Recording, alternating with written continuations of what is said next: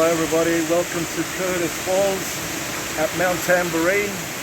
Raising my voice a little bit because of that amazing spectacle, Curtis Falls in Mount Tamborine.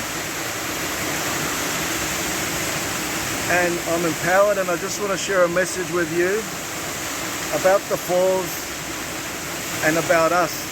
May we not fall as a species and a society ever, and look after our nature, which depends on us for growth, for prosperity, for its lifeline, because what we create, what we protect, what we maintain and preserve around it is forever. We will come and go, but our nature will flourish and keep growing if we preserve it as a society.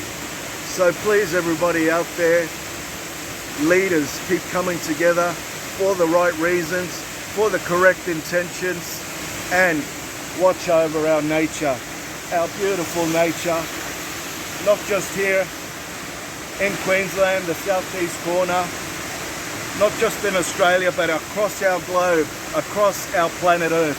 Please watch over, respect, and protect our nature and our planet Mother Earth.